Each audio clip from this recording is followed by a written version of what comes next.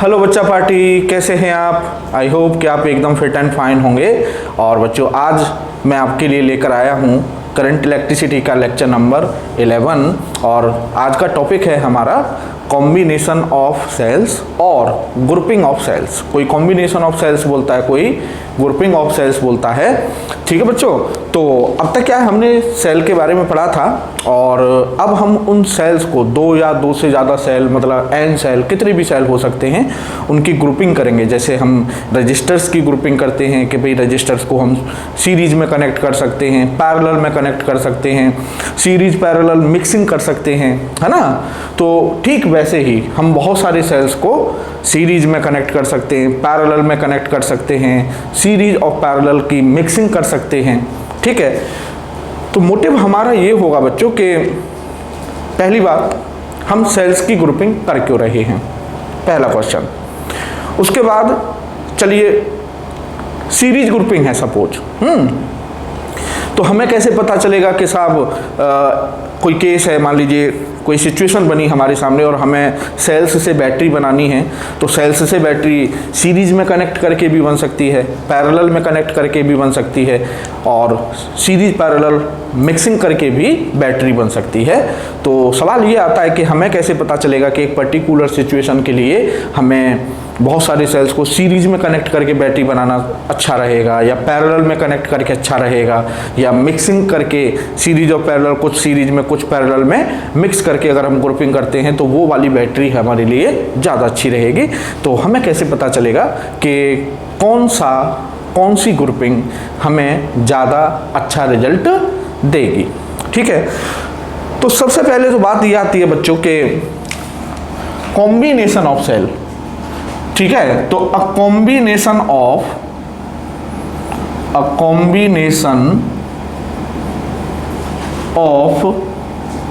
To और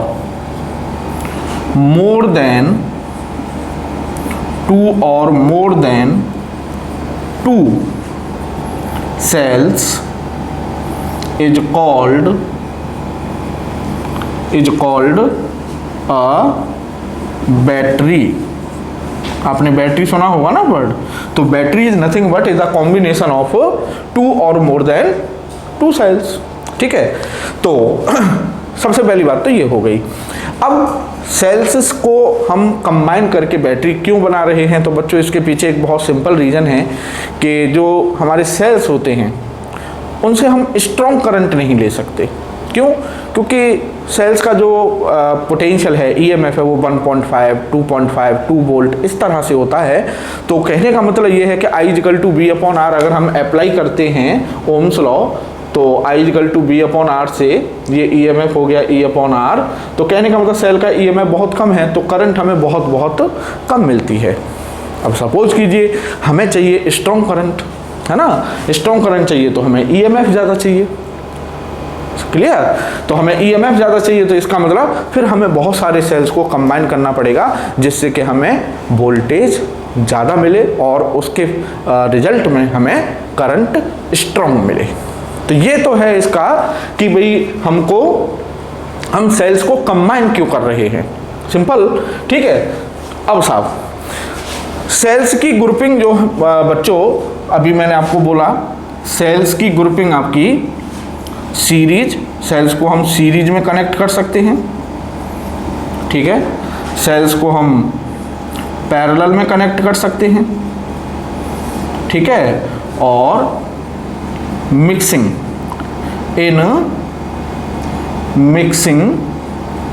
ठीक है, grouping in mixed grouping. Clear? अब साहब ये हो गया। अब बच्चों इसमें भी एक सिचुएशन है, एक और सिचुएशन है कि हो सकता है जो हमारे सेल्स हैं जिनकी हम ग्रुपिंग कर रहे हैं, सेल्स आर आइडेंटिकल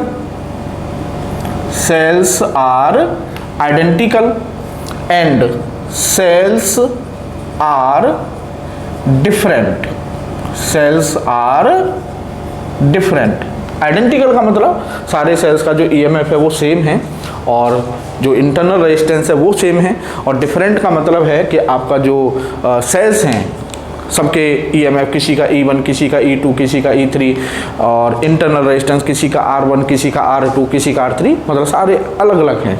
ठीक है, तो दोनों के लिए हमको पता होना चाहिए कि आइडेंटिकल का क्या है और डिफरेंट का क्या है। और एक और चीज़ है कि अगर हम डिफरेंट का जानते हैं, अगर हम डिफरेंट सेल्स की ग्रुपिंग जानते हैं तो आइडेंटिकल की जानते हैं। ठीक है, लेकिन अगर आइडेंटिकल की जानते हैं, डिफरेंट की नहीं जानते, तो गारंटी नहीं है कि आप डिफरेंट का भी केस कर पाएँ।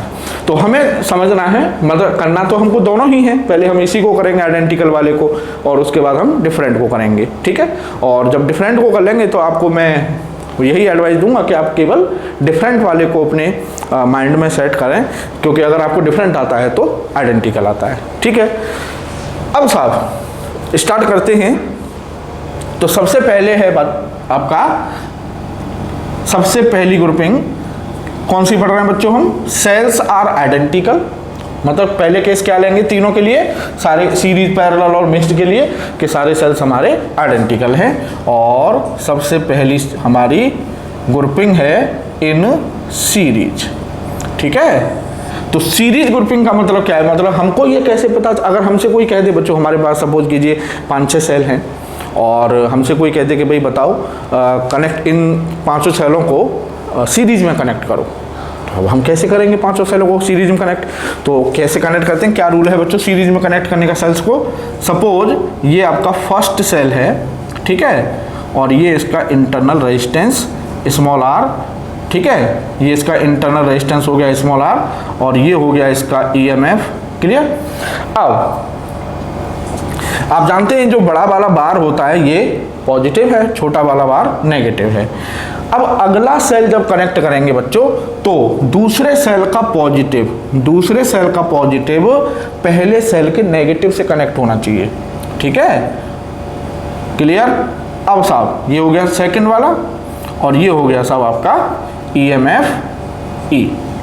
अब जब तीसरा सेल कनेक्ट करेंगे तो तीसरे का पॉजिटिव दूसरे के नेगेटिव से कनेक्ट होना चाहिए। ठीक है साहब, तीसरे का पॉजिटिव दूसरे के नेगेटिव से कनेक्ट होना चाहिए। ठीक है, एंड सो ऑन। ठीक है, तो dot dot dot dot dot, और ये आपका n तक ऐसे ये आपके सेल हैं आइडेंटिकल, ये E और ये R। क्लियर? सही है, अब मैं इसको हटा देता हूं, ये तो आपने कर ही लिया होगा। ठीक है, अब साहब तो इस तरह से n आइडेंटिकल सेल्स आपके सीरीज में कनेक्ट हैं। ठीक है, क्या सीरीज का रूल समझ लीजिए, पहले का नेगेटिव दूसरे का पॉजिटिव, दूसरे का नेगेटिव तीसरे का पॉजिटिव, तीसरे का नेगेटिव फोर्थ का पॉजिटिव, मतलब नेगेटिव से पॉजिटिव, नेगेटिव से पॉजिटिव, नेगेटिव से पॉजिटिव कनेक्ट करते हुए जाना है। समझिए आपने उन सेल्स को सीरीज में कनेक्ट कर दिया। ठीक है, अब मैं आपको सीरीज दिखाता हूं डेली लाइफ में, जहां आप डेली लाइफ में सीरीज में कनेक्ट करते हैं सेलों को। आपने टॉर्च देखी होगी बच्चों, टॉर्च आती है ना, तो टॉर्च आप जैसे सेल आते हो वो एवरेडी के या निप्पो के जो सेल आते हैं ड्राई सेल, तो उनमें एक साइड होती है फ्लैट, ठीक है, और एक साइड वो नॉब निकली रहती है मेटल। ठीक है, नॉब। तो जो फ्लैट साइड होती है सेल की, फ्लैट साइड वो होती है नेगेटिव, और जिधर वो नॉब होती है वो होती है पॉजिटिव। ठीक है, तो जब हम टॉर्च में सेल डालते हैं तो सबसे पहले नॉब जो पॉजिटिव साइड होती है वो डाल दिया, मतलब उस सेल की फ्लैट साइड ऊपर है। जब दूसरा सेल डालते हैं तो दूसरे की नॉब और पहले की फ्लैट साइड, मतलब नेगेटिव से पॉजिटिव मिला दिया आपने, वो डाल दिया साहब। मान लीजिए 3 सेल डाले जा रहे हैं, तो तीसरा सेल जब डालेंगे तो दूसरे का फ्लैट साइड और तीसरे की नॉब मिला देते हैं, और ऊपर से वो ढक्कन लगा देते हैं। मतलब आपने उन तीनों सेल को टॉर्च में कैसे डाला है? सीरीज में। ठीक है, कहने का समझ गए होंगे कि नेगेटिव से पॉजिटिव, नेगेटिव से पॉजिटिव, अगर इस तरह से सेल कनेक्टेड हैं तो they are connected to be in series. और ये हमारा कोई एक्सटर्नल रेजिस्टेंस है, लोड रेजिस्टेंस जिसको हम बोलते हैं, या कह लीजिए कोई डिवाइस है, जैसे अभी मैं टॉर्च की बात कर रहा था। ठीक है, तो टॉर्च ये सेल हो गया एक, ये एक सेल हो गया, ये एक सेल हो गया, ये तीनों सेल हमने ऐसे मिला दिए टॉर्च में। ठीक है, वो बन गई बैटरी। क्या बन गई वो? बैटरी। ठीक है। और टॉर्च उसका काम क्या है उन सेल्स का, जो टॉर्च में बल्ब लगा रहता है उस बल्ब को जलाना, ठीक है। तो समझो ये बल्ब है और ये उस बल्ब का क्या है, रेजिस्टेंस कैपिटल आर, ठीक है। अब साहब यहां से सपोज कीजिए ये सारे सेल मिलके आई करंट दे रहे हैं इस डिवाइस को, इस एक्सटर्नल लोड को, और ये करंट है हमारी आई। बच्चों हमें ये पता करना है कि इस लोड को, इस रेजिस्टेंस को, इस डिवाइस को कितनी करंट मिल रही है, ठीक है। तो सिंपल सा रूल है, ओम्स लॉ कहता है कि अगर हमें करंट पता करनी है तो हमें ये पता करना होगा कि टोटल वोल्टेज कितना है और अपॉन टोटल रेजिस्टेंस कितना है, I equal to B upon R, हाँ या ना, ठीक है भाई। ओम्स लॉ क्या कहता है, I equal to B upon R, तो ऊपर टोटल वोल्टेज कितना है और नीचे टोटल रेजिस्टेंस कितना है सर्किट का, ठीक है। तो सबसे पहले हमें पता करना है कि ये सारे के सारे सेल्स जिनका ईएमएफ इक्वल है ई, ये सारे के सारे सेल मिलके टोटल कितना इक्विवेलेंट ईएमएफ हमको देंगे, ठीक है। तो सबसे पहले बात आती है इक्विवेलेंट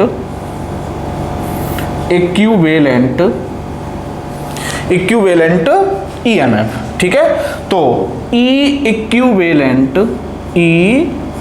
इक्विवेलेंट जिस सीरीज में बच्चों, सीरीज में जितने भी ईएमएफ होते हैं ई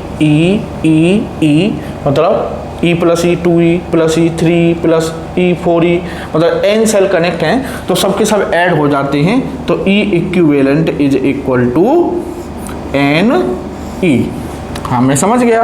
अब आप सोच रहे होंगे सर आपको कैसे पता चल गया कि ये सारे के सारे ऐड होंगे, तो मैंने आपको तभी तो बोला था कि ये बात अब ऐसे, अभी मैं आपको इसमें भी बता सकता हूँ कि ये कैसे मुझे पता चल गया कि ये NE होगा, ठीक है। चलिए मैं इसी में बताऊँगा आपको, ठीक है, कि मुझे कैसे पता चल गया कि ये NE है, ठीक है। अच्छा बच्चों इसमें एक चीज़ और है, इन दोनों केस में एक चीज़ और है आपका कि सेल्स आपके सपोर्टिव मोड में भी हो सकते हैं, सपोर्टिव मोड, ठीक है, और सेल्स आपके अपोजिंग मोड में भी हो सकते हैं, opposing mode, clear, supportive mode and opposing mode, clear. और ये अब ये सपोर्टिंग मोड और अपोजिंग मोड का क्या चक्कर है सर, ठीक है, ये सपोर्टिंग मोड और अपोजिंग मोड का क्या चक्कर है, तो सपोर्टिंग मोड और अपोजिंग मोड का चक्कर ये है बच्चों के, जैसे यहाँ पर क्या है कि नेगेटिव पॉजिटिव, अभी जो मैंने आपको रूल बताया था, ठीक है ना, कि सीरीज में कैसे कनेक्ट होते हैं। अब सपोज कीजिए अगर ये वाला सेल ऐसे कनेक्ट होता है, ये नेगेटिव और ये पॉजिटिव, क्लियर। तो कहने का मतलब ये है कि ये सीरीज में ही है, लेकिन ये वाला जो सेल है ये बाकी सेल्स की करंट का अपोज कर रहा है। देखिए ये वाला सेल करंट इधर देगा पॉजिटिव से निकलती है, ये वाला सेल करंट इधर देगा पॉजिटिव से निकलती है, लेकिन ये वाला सेल पॉजिटिव से करंट इधर देगा, है ना। तो इनकी करंट घूम के आएगी ऐसे, ये वाली, और इसकी करंट घूम के जाएगी ऐसे, तो करंट अपोज कर रही है, नहीं कर रही है, इसके अपोजिट है, हाँ या ना। तो अपोजिंग मोड और सपोर्टिंग मोड का मतलब है कि जितने भी सेल्स आपके लगे हुए होंगे सब एक ही डायरेक्शन में करंट दे रहे होंगे, क्लियर। और वो कब होगा, जब सेल इस तरह से कनेक्ट होंगे कि पहले के नेगेटिव से दूसरे का पॉजिटिव, दूसरे के नेगेटिव से तीसरे का पॉजिटिव, और तीसरे के नेगेटिव से चौथे का पॉजिटिव, क्लियर। तो अब साहब ये हो गया। अब साहब ये आर, ये वाला आर, ठीक है, ये वाला आर, ऐसे एन लगे हुए हैं इंटरनल रेजिस्टेंस। तो अब इनका हमें चाहिए equivalent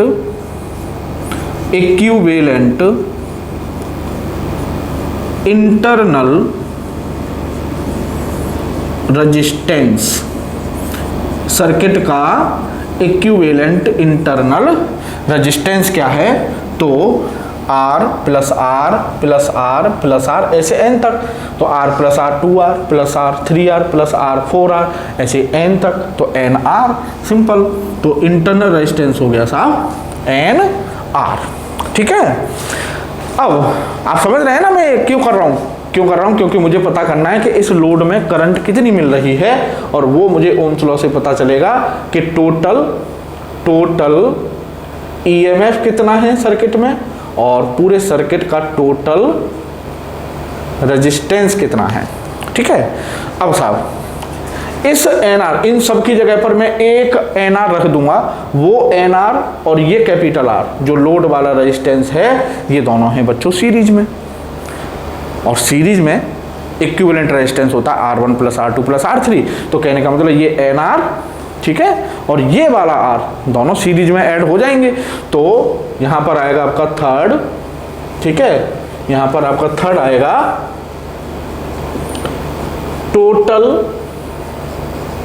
total resistance of the circuit, CKT मतलब circuit, total resistance of the circuit. तो total resistance of the circuit क्या हो जाएगा साहब, इक्वल टू आर, तो आपका ये है ही, और plus total internal resistance N R, ये हो गया साहब सर्किट का टोटल रेजिस्टेंस। क्लियर? अब साहब हमारे पास टोटल ईएमएफ भी आ गया और हमारे पास टोटल रेजिस्टेंस भी आ गया। अब हमको बच्चों पता करनी है करंट, तो करंट होती है total EMF upon total resistance.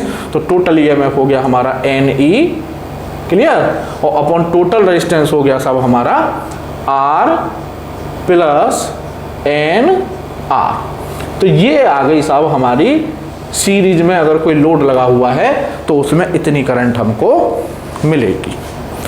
ठीक है, अब बच्चों हमको पता ये करना है, मैंने अभी आपको जो शुरुआत में ही एक सवाल बोला था कि हमें ये कैसे पता चलेगा कि भाई कोई सिचुएशन है और हमसे कह दिया गया भाई ये सेल्स हैं और आपको बैटरी बनानी है इस काम के लिए, हमें ये काम करना है। तो हमें ये कैसे पता चलेगा कि यार अब मेरे पास तो ऑप्शन बहुत सारे हैं, मैं सीरीज में भी कनेक्ट कर सकता हूँ, मैं पैरेलल में भी कनेक्ट कर सकता हूँ, मिक्सिंग भी कर सकता हूँ, तो which one I choose? I hope आप समझ रहे होंगे। तो अब मेरे को ये पता करना है कि ये जो सीरीज कॉम्बिनेशन है, ये जो सीरीज कॉम्बिनेशन है सेल्स का, ये मुझे कब यूज करना चाहिए, या मेरे लिए ये कब ज़्यादा एडवांटेज देगा। ठीक है, तो अब ये कैसे पता करें भाई? हमारा उद्देश्य है, मैंने अभी क्या बोला था कि हम सेल्स को क्यों ग्रुप कर रहे हैं? स्ट्रॉन्ग करंट लेने के लिए, ज़्यादा करंट लेने के लिए। तो कोई भी ग्रुपिंग हम जब करेंगे तो उसका रिजल्ट हमें ये होना चाहिए कि ये जो करंट हमें मिल रही है, ये करंट हमें मैक्सिमम से मैक्सिमम मिले। ठीक है, अगर हमें करंट मैक्सिमम मिल रही है तो इसका मतलब जो हमने ग्रुपिंग की है वो हमारी यूजफुल है। और मान लीजिए करंट हमें कम मिल रही है या एक सेल से जितनी मिलती है उतनी ही मिल रही है, तो फिर फायदा क्या कर लिया हमने। क्लियर? तो अब हम पता करेंगे कि ये आई मैक्सिमम किस कंडीशन में होगी सीरीज के लिए। ठीक है, तो देखिए साहब अब आती है बात बच्चों, मैथमेटिक्स बोलता है ना। आज तो बहुत दिन में बोला है मैंने, मैथमेटिक्स बोलता है ना। तो अब मैथमेटिक्स बोलेगा कि सीरीज ग्रुपिंग हमको कब करनी है। तो केस फर्स्ट है बच्चों कि if N R greater than capital R. N R क्या था हमारा? बैटरी का, ये बैटरी बन गई ना, combination of cell battery. N R क्या हो गया? बैटरी का टोटल इंटरनल रेजिस्टेंस। ठीक है, और कैपिटल आर क्या है? जो हमारा एक्सटर्नल रेजिस्टेंस है या लोड रेजिस्टेंस है या कहिए डिवाइस का रेजिस्टेंस है, कुछ भी कहिए, है ना। तो वो कह रहा है कि अगर बैटरी का इंटरनल रेजिस्टेंस लोड रेजिस्टेंस से बहुत बहुत ज़्यादा हो तो देन we can neglect भाई एन आर बहुत ज़्यादा है तो हम आर को क्या कर सकते हैं? नेगलेक्ट कर सकते हैं। Then we can neglect R. ठीक है, तो जब अप्रोक्सीमेशन करेंगे हम, अगर इस आर को हम नेगलेक्ट करेंगे तो बच्चों हमें जो करंट मिलेगी वो मिलेगी I is equal to N E और अपॉन में आपका एन आर। ठीक है, एन से एन आपका कैंसिल आउट हो जाएगा, तो बचा क्या? E upon R. ठीक है, क्या बचा? E upon R. E EMF, R upon एक सेल का रेजिस्टेंस, और ई क्या है? एक सेल का ईएमएफ। तो ये तो करंट हमें क्या मिली? ये करंट क्या हो गई? ये हमें मिली current provided current provided by a single cell, current provided by a single cell. ठीक है साहब, मतलब हमने क्या फायदा कर लिया फिर, मतलब एक सेल से जितनी करंट मिलनी है आप 2 लगा लो, 3 लगा लो, 10 लगा लो, 20 लगा लो, तब भी उतनी ही मिलनी है। इस केस में अगर ऐसा हुआ कि बैटरी का इंटरनल रेजिस्टेंस डिवाइस के रेजिस्टेंस से बहुत बहुत ज़्यादा हुआ, तो वो ये कह रहा है कि उस केस में आपको उतनी ही करंट मिलेगी जितनी एक सेल से मिलनी थी। तो फिर हमने बच्चों सोचिए फ़ायदा क्या कर लिया, इससे तो बेटर था एक ही लगा लेते तो सही रहता, फिर 10, 20, 30 सेल्स लगाने की ज़रूरत क्या थी। इसका मतलब अगर ऐसी सिचुएशन है कि जो डिवाइस है उसका रेजिस्टेंस बहुत कम है और बैटरी का इंटरनल रेजिस्टेंस बहुत ज़्यादा है, तो उस केस में भूल कर भी हमें सीरीज ग्रुपिंग नहीं करनी है। क्लियर? ठीक है। अब साहब इसका मतलब यहां पर लिख दो कि there is no advantage, there is no advantage to connecting cells in series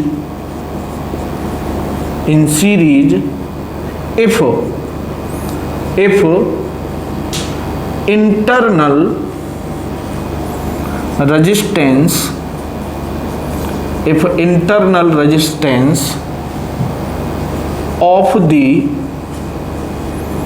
cells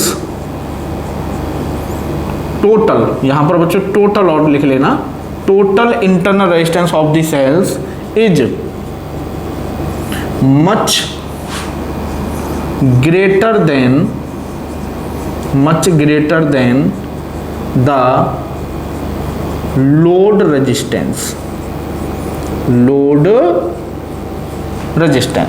clear?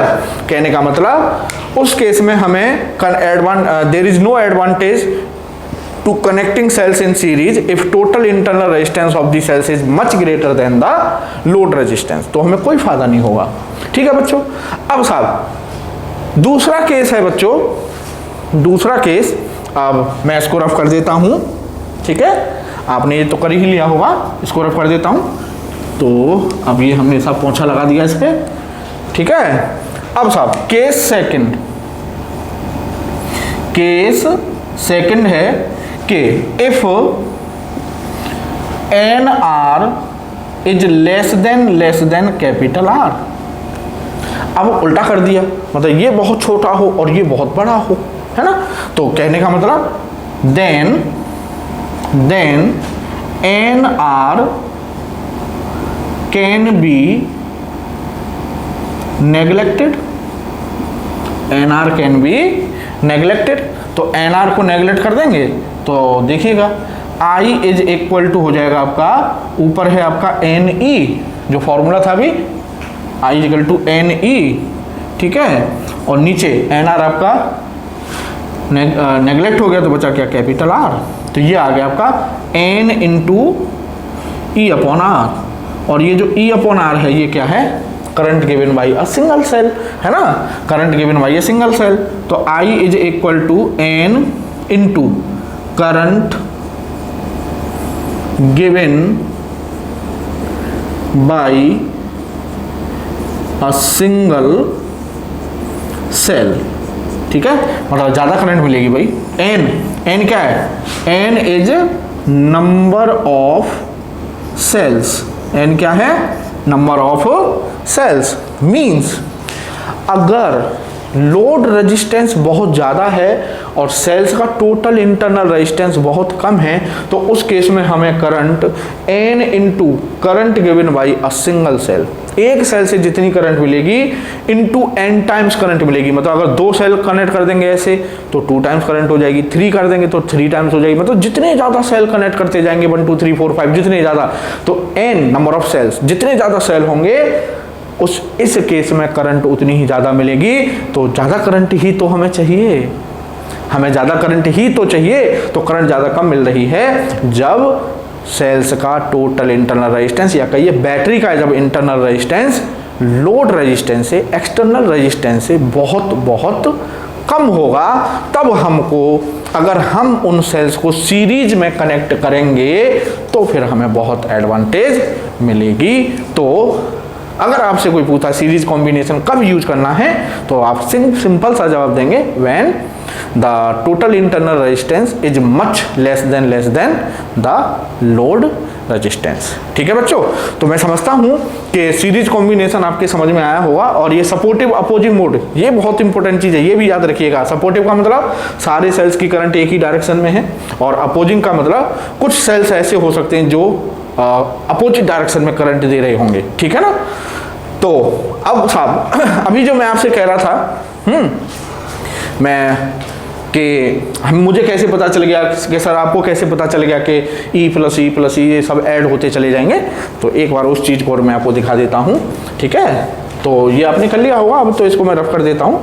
ठीक है, चलिए पोंछा लगा देते हैं इसको। क्लियर। अब साहब देखिए बच्चों, ये भी बहुत एक सिंपल चीज़ है। अभी हमने लास्ट लेक्चर में KCL KVL पढ़े थे, और आपने पढ़े होंगे, और नहीं पढ़े हों तो आप एक बार उस लेक्चर को भी देखिएगा। KVL और KCL वाला जो लेक्चर है, लास्ट लेक्चर ही है इससे। ठीक है, तो देखिए KVL कहता है कि किसी भी लूप में जितने पोटेंशियल डिफरेंसेस होंगे including EMF and potential difference across resistances, जितने भी पोटेंशियल डिफरेंसेस होंगे उन सब का सम 0 होना चाहिए। ठीक है साहब।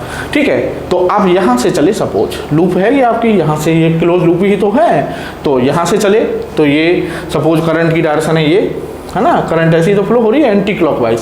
क्लियर, करंट ऐसे एंटी क्लॉकवाइज, तो हम करंट की डायरेक्शन में जा रहे हैं। ये I करंट है इसमें, ये I करंट है। ठीक है, ये इसमें I, सब में I है। ठीक है, तो करंट की डायरेक्शन में चल रहे हैं, तो आपको याद होगा जब हम करंट की डायरेक्शन में चलते हैं तो IR जो होता है वो नेगेटिव लिया जाता है, तो माइनस IR यहाँ पे लिख देता हूं मैं, अप्लाई KVL इन लूप, इसको नाम दे देते हैं A B C D। ठीक है, तो apply KVL in loop A B C D और A, जहां से चले थे वापस वहीं आना है, तो माइनस IR। ठीक है साहब, और ये भी माइनस IR। ठीक है, ये भी माइनस IR, ये भी माइनस IR। ठीक है ना भाई, ये भी माइनस IR होगा, सब में सेम डायरेक्शन में चल रहे हैं हम। क्लियर, और इस तरह से N तक IR है। ठीक है, तो ये भी आपका माइनस IR। क्लियर। अब साहब EMF प्लस E, ठीक है, सेल के पॉजिटिव टर्मिनल से बाहर आ रहे हैं। साइन कन्वेंशन था, अगर आप लूप में ट्रेवल कर रहे हैं और चलते चलते ट्रेवल करते समय अगर हम सेल के पॉजिटिव टर्मिनल से बाहर आते हैं तो सेल का EMF पॉजिटिव लिया जाएगा। तो जब हम A से B की तरफ चलेंगे तो बच्चों A से B की तरफ चलेंगे तो नेगेटिव में एंटर हुए और पॉजिटिव से बाहर निकलेंगे, नेगेटिव से एंटर हुए पॉजिटिव से बाहर निकलेंगे, नेगेटिव से एंटर हुए पॉजिटिव से बाहर निकलेंगे, नेगेटिव से एंटर हुए पॉजिटिव से बाहर निकलेंगे, मतलब सारे के सारे E प्लस में लिए जाएंगे। तो plus E dot dot dot plus E N तक और इक्वल टू 0। सिंपल। ठीक है, आज आपको ये पता चल जाएगा कि सर को कैसे पता चला कि जितने भी EMF हैं ये सब ऐड होंगे। तो सर को ऐसे पता चला, अभी पता चल जाएगा, है ना। रटने का कुछ भी नहीं होता है बच्चों फिजिक्स में। Everything has a neat and clean और can say a fine logic कि ये चीज ऐसे है। ठीक है, तो ये हो जाएगा IR कहाँ तक है, N तक, तो माइनस NIR। सिंपल। ये आपका प्लस E प्लस N तक, मतलब प्लस NE। क्लियर, हाँ या ना, क्लियर है। अब साहब इक्वल टू 0। क्लियर, तो यहां से आपका NE, ओहो हो बच्चों एक गड़बड़ हो गई ना, गड़बड़ होगी, गड़बड़ होगी, क्या गड़बड़ होगी, ये वाला आर तो हमने छोड़ ही दिया, लोड रेजिस्टेंस, ठीक है। चलिए कोई बात नहीं, तो इसको भी कर लेते हैं माइनस आई आर और इक्वल टू 0, क्लियर, कोई दिक्कत नहीं। तो ये हो जाएगा आपका माइनस एन आई आर और माइनस आई आर और प्लस में आपका एन ई और इक्वल टू 0, ठीक है। अब यहां से हम माइनस आई कॉमन ले सकते हैं, तो ये हो जाएगा आपका आर प्लस एन आर और प्लस आपका एन ई इक्वल टू 0। तो यहां से बच्चों N E is equal to हो जाएगा I R plus N R और आई हो गया सब आपका एन ई अपॉन में आर प्लस एन आर। लो जी, आ गया वही फॉर्मूला जो आप अभी मैंने ड्राइव किया था, है ना। अभी जो मैंने आपको फॉर्मूला बताया था आई के लिए N E upon R plus N R, वही तो फॉर्मूला है ये, देखिए, है ना। अब ओम्स लॉ क्या कहता है, I equal to total EMF या total voltage upon total resistance. तो ये क्या है, टोटल वोल्टेज मतलब इक्विवेलेंट ईएमएफ, ठीक है, upon R plus N R, इस सर्किट का टोटल रेजिस्टेंस आ तो गया। तो हमें पता चल गया कि ये एन सेल अगर आइडेंटिकल एन सेल्स अगर सीरीज में कनेक्ट हैं सपोर्टिव मोड में, कौन से मोड में, सपोर्टिव मोड में, तो उन सबका इक्विवेलेंट ईएमएफ एन इंटू ई होगा, ठीक है। तो बच्चों अब बढ़ते हैं हम आगे पैरेलल कॉम्बिनेशन पर। तो बच्चों अब है आपका पैरेलल ग्रुपिंग। पैरेलल ग्रुपिंग में क्या है बच्चों, मतलब how to identify these cells are connected in parallel, clear. तो इनकी सबसे सिंपल आइडेंटिफिकेशन है कि जितने भी सेल्स हैं बच्चों, सारे सेल्स के पॉजिटिव टर्मिनल्स किसी एक पॉइंट से कनेक्ट होंगे और नेगेटिव टर्मिनल सेल्स के किसी एक पॉइंट पर कनेक्ट होंगे। तो ये सारे नेगेटिव टर्मिनल्स यहाँ पर कनेक्ट हैं और जितने भी पॉजिटिव टर्मिनल्स हैं सेल्स के वो इस पॉइंट से कनेक्ट हैं। अगर ऐसी सिचुएशन है तो समझ जाइए वो सेल्स पैरेलल में कनेक्ट हैं। तो मैं यहाँ पर लिख दे रहा हूँ कि all the positive terminals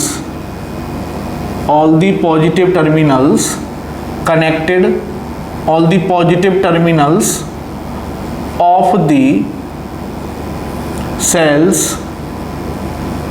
connected to one point and negative terminals connected to another point।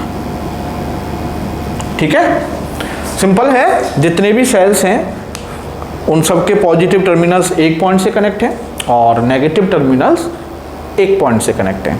ठीक है, अब सपोर्टिव और अपोजिंग मोड कैसे पता करेंगे? अगर सारे के सारे पॉजिटिव एक तरफ कनेक्ट हैं, ठीक है, और सारे के सारे नेगेटिव एक तरफ कनेक्ट हैं, सपोर्टिव मोड हो गया। अब सपोज कीजिए बच्चों, अगर ये वाला सेल ऐसे कनेक्ट होता सपोज, तो है तो ये पैरेलल में ही, क्योंकि अलग अलग ब्रांच में, पैरेलल ब्रांच में लगा हुआ है, अलग अलग करंट देंगे सब, है ना, है तो ये भी पैरेलल में, लेकिन ये सपोर्टिंग मोड में नहीं है। कैसे भाई? ये वाला सेल करंट देगा इधर, ठीक है, ये वाला सेल देगा करंट इधर, तो दोनों की करंट ऐड हो रही है, और ये वाला करंट देगा इधर, कहने का मतलब इसकी करंट यहाँ पर इस जंक्शन पर क्या हो रही होगी? सब्ट्रैक्ट हो रही होगी। तो कहने का मतलब ये अपोज कर रहा है। तो अपोजिंग समझ गए ना? अपोज का सीधा सा मतलब है कि करंट जो है सपोर्ट में करंट ऐड हो रही होंगी और अपोज में करंट अपोजिट होंगी, मतलब सब्ट्रैक्ट हो रही होंगी। ठीक है, तो जैसे समझ गए ना? तो अब यहाँ पर हम इसको करेक्ट कर लेते हैं। ये अब हो गया आपका सपोर्टिंग मोड। ठीक है, अब साहब सेम पूरी फिजिक्स एक जैसी होती है बच्चों, एक बार एक पॉइंट समझ में आ जाए बस, है ना। तो अभी जो हमने सीरीज कॉम्बिनेशन किया था कि हमें क्या पता करना है? हमें ये पता करना है कि हमें सेल्स को पैरेलल में कनेक्ट करके बैटरी कब बनानी है, और उसके लिए हमारा मकसद है, हमारा जो मोटो है वो ये है कि हमें बैटरी जो बनाई है हमने उससे हमें ज़्यादा से ज़्यादा करंट मिले। तो हमें ये पता करना है कि हमें पैरेलल कॉम्बिनेशन में जोड़कर, पैरेलल कॉम्बिनेशन करके इस रेजिस्टेंस में, इस डिवाइस में करंट मैक्सिमम किस कंडीशन में मिलेगी, हमें वो कंडीशन पता करनी है। तो उसके लिए सबसे पहले हमें पता करनी होगी करंट, है ना। और करंट के लिए बच्चों सेम लॉजिक है, I equal to total EMF upon total resistance. तो सबसे पहले मुझे टोटल EMF पता करना है। अब पैरेलल का आपको पता है बच्चों, पैरेलल ग्रुपिंग, जैसे रेजिस्टेंस कैपेसिटर हमने पैरेलल पढ़ा था। तो पैरेलल में क्या होता है, जो पोटेंशियल डिफरेंस एक ब्रांच के अक्रॉस है वही सबके अक्रॉस होता है ना। इसका मतलब सबसे पहले हम पता करेंगे E इक्विवेलेंट। तो एक ब्रांच का EMF है E, तो सबका E ही होगा। तो ये हो गया E, सिंपल, ठीक है। ये भी समझ में आ जाएगा कि ये आपको कैसे पता चला E होगा, ये भी मैथमेटिक्स बोलता है ना। तो अभी थोड़ा सा वेट कीजिए, आज के इस लेक्चर में ही आपको बता के जाऊंगा क्लियर एकदम कि आपको कैसे पता चला कि ये E है ना। वैसे तो बाय रूल तो ये है ही कि पैरेलल में जो एक ब्रांच का EMF या वोल्टेज कहते हैं ना, पोटेंशियल डिफरेंस होता है, वही सबका होता है। तो इसका E है तो इसका भी E, इसका भी सबका E ही होगा, है ना। अच्छा, उसके बाद हमें क्या पता करना है, हमें पता करना है साहब इक्विवेलेंट इंटरनल रेजिस्टेंस। तो सारे के सारे इंटरनल रेजिस्टेंस पैरेलल में हैं बच्चों। देखिए ये वाला और ऐसे ये n तक हैं, ठीक है, नीचे n तक, ठीक है। तो पैरेलल में equivalent resistance 1/R plus 1/R plus और अप टू n, ठीक है। तो ये हो जाएगा साहब आपका क्या, n/R, क्लियर, n/R। तो R इक्विवेलेंट हो गया साहब आपका R/n, ये हो गया साहब हमारा इक्विवेलेंट इंटरनल रेजिस्टेंस। अब साहब total resistance of the cells, total resistance of the circuit. तो क्या होगा साहब भाई, ये वाला इक्विवेलेंट इन सब की जगह एक रख गया ये, ठीक है। वो कितना है R/n, और वो R/n और ये कैपिटल R किस में है बच्चों, सीरीज में। तो सीरीज में दोनों ऐड हो जाएंगे, R1 प्लस R2। तो ये हो जाएगा आपका capital R plus R/n, it means NR plus small r और अपॉन में आपका n। ये हो गया साहब सर्किट का टोटल रेजिस्टेंस, ठीक है।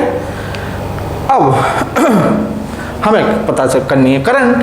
तो करंट हमारी बच्चों क्या होती है, करंट होती है टोटल वोल्टेज कितना है पूरे सर्किट का E, ठीक है, और अपॉन में टोटल रेजिस्टेंस कितना आया है NR प्लस R और अपॉन में n। तो n ऊपर पहुंच जाएगा, लो जी ये आ गई साहब सर्किट में करंट, ये आ गई हमारी सर्किट में करंट, ठीक है। बहुत सिंपल टॉपिक है।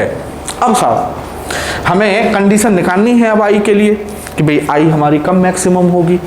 तो I कब मैक्सिमम होगी ये हमें कौन बताएगा, ये हमें मैथमेटिक्स बताएगा, है ना। क्यों, क्योंकि मैथमेटिक्स बोलता है। अब देखिए मैथमेटिक्स कैसे बोल रहा है साहब। अब केस फर्स्ट, पूरी फिजिक्स एक जैसी होती है। एक बार पैटर्न अगर समझ में आ जाए फिजिक्स का, अरे कि यार ये तो वही है जैसे हमने वहाँ पढ़ा था ऐसे यहाँ है, अरे ये तो वही है जैसे हमने वहाँ पढ़ा था ऐसे ऐसी, और ये चीज़ अगर जिस दिन आपको समझ में आ गई तो समझिए फिजिक्स आप जेब में लेकर घूमेंगे, ठीक है। अब साहब case first, if NR greater than R, clear, मतलब NR ग्रेटर देन R क्या है इंटरनल रेजिस्टेंस और R क्या है एक्सटर्नल रेजिस्टेंस। तो अब हम क्या करेंगे, स्मॉल r को नेग्लेक्ट कर देंगे, then small r can be neglected, ठीक है साहब।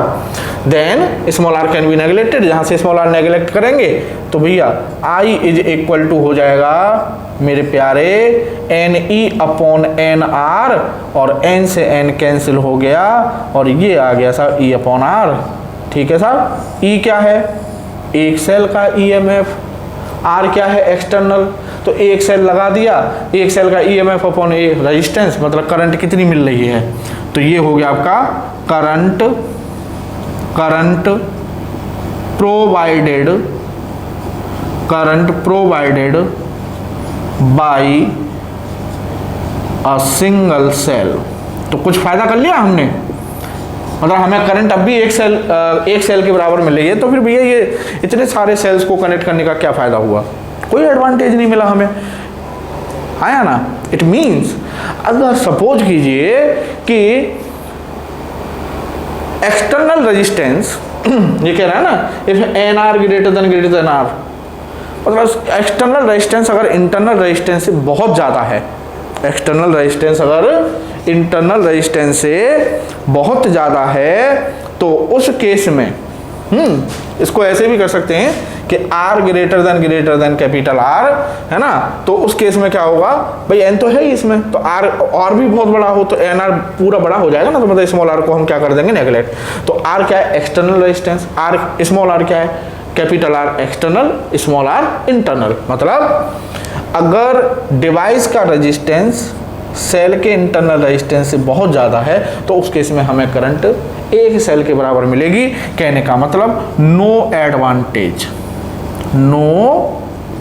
Advantage, clear. अब साहब मतलब कोई फायदा नहीं है हमें उनको इस तरह से कनेक्ट करने में। अब ठीक है, अब क्या करते हैं, मैं इसको रफ कर देता हूँ, मिटा देता हूँ, ये तो आपने कर ही लिया होगा, ठीक है, तो इसको रफ कर देते हैं। चलिए अब साहब दूसरा केस है आपका, इफ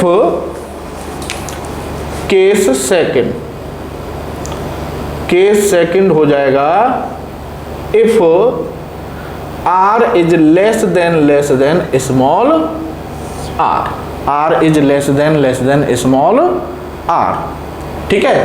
तो R is less then small r का मतलब ये हो गया कि अब हम NR को नेग्लेक्ट कर सकते हैं, है ना, तो ये हो जाएगा आपका देन, इसमें भाई अगर ये बहुत ज़्यादा है और ये बहुत कम है, तो हम क्या करेंगे, then NR can be neglected, ठीक है।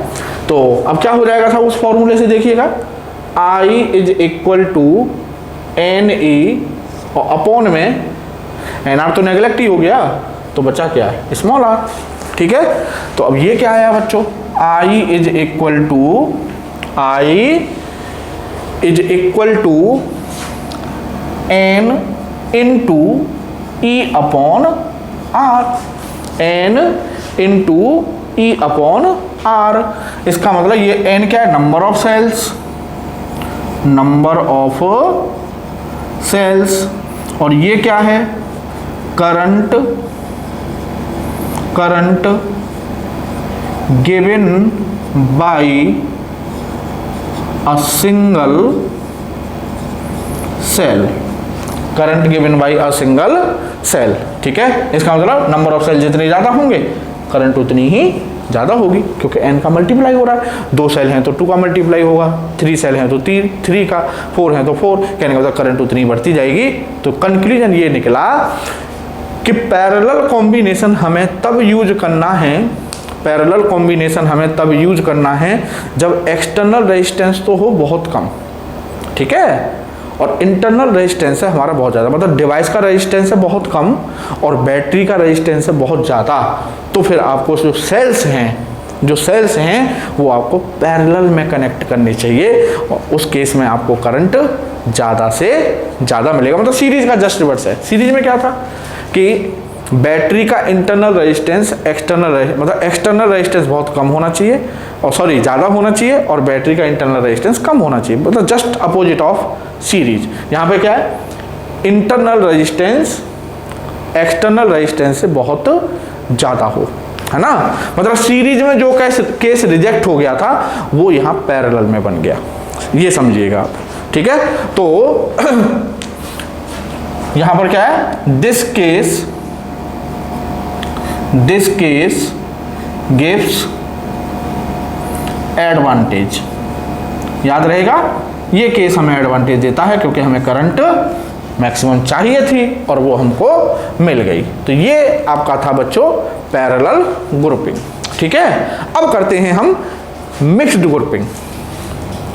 तो बच्चों अब है हमारी मिक्स्ड ग्रुपिंग। अब तक हमने सीरीज और पैरेलल ग्रुपिंग पढ़ी थी।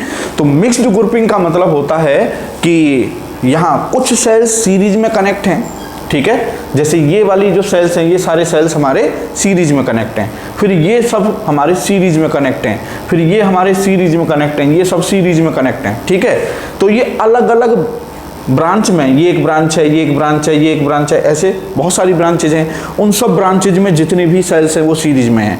फिर उन सब ब्रांचेज को हमने कैसे कनेक्ट कर दिया बच्चों, पैरेलल में। तो कहने का मतलब सेल्स यहाँ पर हमारे सीरीज में भी हैं और हमारे पैरेलल में भी हैं। तो this type of grouping of cells is called mixed grouping. सवाल वही है कि हमें ये पता करना है कि भाई मिक्स्ड ग्रुपिंग हमको कब यूज करनी है, और कब यूज करनी है से मतलब हमारा मोटो है ये आई भाई, हम सेल्स, बहुत सारे सेल्स मार्केट से लाके हम इकट्ठा करके उनको ज्वाइन क्यों कर रहे हैं, समझ रहे हैं आप? क्योंकि हमें करंट ज़्यादा से ज़्यादा लेनी है और वो करंट हमें ज़्यादा से ज़्यादा कब मिलेगी हमें ये पता करना है। तो अभी तक जैसे हमने सीरीज के लिए पता किया, हमने पैरेलल के लिए पता किया, अब बस वही काम हम किसके लिए करेंगे, मिक्स्ड ग्रुपिंग के लिए करेंगे। तो पूरी फिजिक्स एक जैसी होती है बच्चों, एक बार पैटर्न समझ में आ जाए कि अरे यार ये तो करते आ रहे हैं, हम कौन सा नया काम कर रहे हैं, सीरीज में भी वही काम किया, पैरेलल में भी वही काम किया, अब भी वही काम कर रहे हैं। तो हमें क्या पता करना है कि ये जो आई है हमें कब मैक्सिमम मिलेगी मिक्स्ड ग्रुपिंग में। ठीक है, तो आई को पकड़ना है हमें। तो आई कैसे पकड़ेंगे, मतलब E अपॉन R। तो पहले हमको ये पता करना है कि इस पूरे सर्किट का इक्विवेलेंट EMF कितना है। तो अभी हम सीरीज में पढ़ के आए थे E plus E n cell हैं, ये कितने हैं, n सेल। तो इस ब्रांच का नेट EMF कितना हो जाएगा, इक्विवेलेंट EMF NE। सिमिलरली इसमें भी n सेल हैं तो इसका भी NE, ठीक है, इसमें भी n है, इसमें भी n है, तो NE। समझ रहे हैं आप? ठीक है, अब साहब R plus R internal resistance, R plus R up to N, तो टोटल इंटरनल रेजिस्टेंस कितना हो जाएगा इस ब्रांच का, NR। सिमिलरली इसका भी NR, इसका भी NR। ठीक है, अब समझिए इस ब्रांच का इक्विवेलेंट EMF NE, इसका NE, इसका NE, और इस तरह की ब्रांच है M नीचे तक, कितनी M ब्रांच है। और पैरेलल ग्रुपिंग का अभी हम समझ के आए थे बच्चों के जो एक ब्रांच का EMF है वही सबका है। कहने का मतलब NE, तो इस पूरे सर्किट का जो इक्विवेलेंट EMF होगा, E इक्विवेलेंट, वो हो जाएगा साहब NE। क्लियर? अब हमें पता करना है इक्विवेलेंट इंटरनल रेजिस्टेंस। तो NR ये सब किस में है बच्चों, पैरेलल में। NR कब, कहां तक, M तक। तो R equivalent 1 upon R equivalent internal, ठीक है, तो 1 upon NR plus 1 upon NR plus dot dot dot, और कहां तक, M तक। क्लियर? तो ये क्या हो जाएगा बच्चों, M upon NR। It means R equivalent हो जाएगा आपका NR अपॉन M। ये हो गया पूरे सर्किट का इक्विवेलेंट इंटरनल रेजिस्टेंस। अब ये जो इक्विवेलेंट आया, मतलब इन सब R की जगह पर ये जितने भी NR हैं, इन सब की जगह पर हम एक इतना रेजिस्टेंस रख सकते हैं। इक्विवेलेंट का मतलब ये है वो एक रेजिस्टेंस, और ये जो एक्सटर्नल रेजिस्टेंस है ये किस में हो जाएंगे बच्चों, सीरीज में हो जाएंगे। सीरीज का मतलब टोटल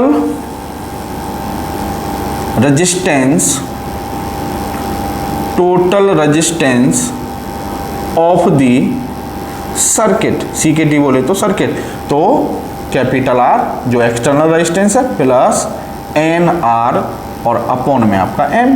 ये हो गया सब पूरे सर्किट का टोटल रेजिस्टेंस। हमें क्या चाहिए बच्चों, हमें चाहिए करंट। तो I is equal to total EMF upon total resistance. तो टोटल EMF कितना है हमारा, NE, तो NE अपॉन में टोटल रेजिस्टेंस बोले तो R plus NR upon M, और सिंप्लीफाई करेंगे तो इसको हम ऐसे लिख सकते हैं MNE अपॉन में MR प्लस NR। तो ये बच्चों आ गई हमारी क्या, मिक्स्ड ग्रुपिंग में करंट। अब हमें बच्चों ये पता करना है कि ये जो करंट है हमारी, ये जो करंट है हमारी, ये मैक्सिमम कब होगी। तो मैथमेटिक्स बोलता है, अब देखो मैथमेटिक्स बताएगा।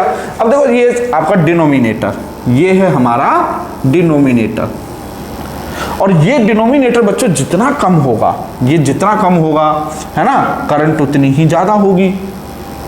तो मैथमेटिक्स कह रहा है कि भाई ये जो डिनोमिनेटर है, for I to be maximum, for I to be maximum, for I to be maximum, M R plus N R should be minimum, should be minimum. समझ में आई ना, मैथमेटिक्स बोलता है, मैथमेटिक्स बोलता है। देखो सिंपल सी बात कह रहा है वो कि नीचे जो डिनोमिनेटर है भाई, एम और एन वेरिएबल हैं, समझ रहे हैं आप, एम और एन, एम कुछ भी हो सकता है, हम कितनी भी नीचे ब्रांच ले सकते हैं, एन कितनी भी सेल ले सकते हैं, तो एम और एन क्या है, वेरिएबल है ना। तो वो कह रहा है कि ये जो आपका डिनोमिनेटर ये क्या होना चाहिए, मिनिमम। अब बच्चों ये मिनिमम कैसे होगा, कब होगा और कितना होगा, है ना, ये पता करना है। तो कैसे पता करेंगे, M R plus N R को हम ऐसे लिख सकते हैं, root M R minus root N R का whole square minus root 2 minus 2 root M R और एन आर लिख सकते हैं ना। थोड़ा सा क्रिएटिविटी भाई, ए प्लस बी का होल स्क्वायर, ये है हमारा ए माइनस बी का whole square, A minus B का होल स्क्वायर खोलेंगे तो A square plus B square minus 2ab, तो A square M R, root M R का स्क्वायर करेंगे तो एम आर आ गया, plus B square root N R का स्क्वायर करेंगे तो N R plus N R आ गया, माइनस 2ab, तो माइनस यहाँ पर माइनस आएगा ना, तो माइनस ये प्लस होगा तो माइनस 2ab, तो minus 2 root M R N R, और ये plus 2 root M R N R है, ये माइनस आएगा तो दोनों कैंसिल आउट हो जाएंगे, तो ये इसी के इक्वल तो आ गया। समझ रहे हैं नहीं समझ रहे, ठीक है। इट मीन्स अब ये जो है ये इसके इक्वल है। अब देखिए जरा, ये जो नंबर है हम इस नंबर को ऐसे ले सकते हैं, तो इसमें एक टर्म ये है और एक टर्म आपका ये है, और ये नंबर हमारा क्या होना चाहिए, मिनिमम, है ना। और इस यहाँ पर एक स्क्वायर आ रहा है, कहने का मतलब ये जो नंबर है ये कम से कम होना चाहिए, समझ रहे हैं, ये नंबर कम से कम होना चाहिए। क्यों, क्योंकि अगर कोई नंबर बहुत बड़ा होगा और उसका स्क्वायर हो जाए तो वो तो और बहुत बड़ा हो जाएगा, जब ये बहुत बड़ा हो जाएगा तो ये तो बहुत बड़ा हो जाएगा, हमें ये करना है मिनिमम। तो यहाँ पर ये स्क्वायर है, तो इट मीन्स ये वाला जो नंबर है ये मिनिमम से मिनिमम होना चाहिए, क्योंकि अब मिनिमम से मिनिमम ये नेगेटिव नहीं हो सकता, क्योंकि अगर नेगेटिव रहेगा तो स्क्वायर तो फिर से पॉजिटिव हो जाएगा। इट मीन्स मिनिमम, ये मिनिमम से मिनिमम कितना हो सकता है, 0, ठीक है। तो रूट एम आर यहाँ पे लिखेंगे for M R plus N R to be minimum, root M R minus root N R must be 0, ठीक है साहब, 0 होना चाहिए। तो बस इसको 0 के इक्वल रख देंगे, तो root M R minus root N R और इक्वल टू में 0, क्लियर। तो ये हो जाएगा सब हमारा root M R equal to root N R, so root से रूट कैंसिल हो जाएगा, तो M R equal to N R, और यहाँ से कैपिटल आर आ जाएगा बच्चों एन आर अपॉन में एम। ओहो, ये तो बड़े गजब की बात निकली, जरा गौर से देखिएगा बच्चों। एन आर अपॉन एम क्या है, एन आर अपॉन एम क्या है, total internal resistance. N R upon M क्या है, टोटल इंटरनल रेजिस्टेंस, और आर क्या है, एक्सटर्नल रेजिस्टेंस। तीनों केस हो तो गए। एक केस में कि भाई इंटरनल रेजिस्टेंस एक्सटर्नल रेजिस्टेंस से कम होना चाहिए सीरीज, दूसरा केस क्या था, इंटरनल रेजिस्टेंस एक्सटर्नल रेजिस्टेंस से ज़्यादा होना चाहिए, ठीक है। एक में ज़्यादा हो गया, एक में कम हो गया, अब एक बार ज़्यादा एक बार कम, अब बचा कौन सा केस, बराबर वाला। तो मिक्स्ड ग्रुपिंग बच्चों हम तब यूज करते हैं जब इंटरनल सेल्स का total internal resistance external resistance के इक्वल होगा, तो उस केस में हमें करंट मैक्सिमम मिलेगी, उस केस में करंट हमको मैक्सिमम मिलेगी। तो अगर आपसे कोई पूछे कि भाई मिक्स्ड ग्रुपिंग कब यूज करनी है, तो आप बता दीजिएगा कि when total internal resistance of the cell is equal to external resistance. Clear? तो तब हम मिक्स्ड ग्रुपिंग यूज करते हैं। तो यहाँ पर मैं लिख देता हूँ कि नोट कर लें आप, व्हेन टोटल इंटरनल, शॉर्ट में लिख रहा हूँ internal, when total internal resistance of the cells is equal to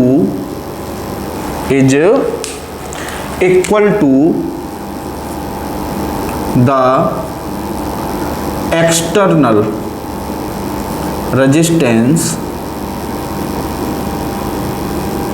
ठीक है, then we will get maximum current in mixed grouping, ठीक है साहब। तो बच्चों अब जो है हम अब क्या करेंगे, देखिए हमारी सीरीज पैरेलल और मिक्स्ड ग्रुपिंग हो गई। किसके लिए, अभी तक जितने भी सेल्स थे हमारे वो आइडेंटिकल सेल्स थे, ठीक है ना, सारे सेल्स के ईएमएफ इक्वल थे, सारे सेल्स के इंटरनल रेजिस्टेंसेस इक्वल थे।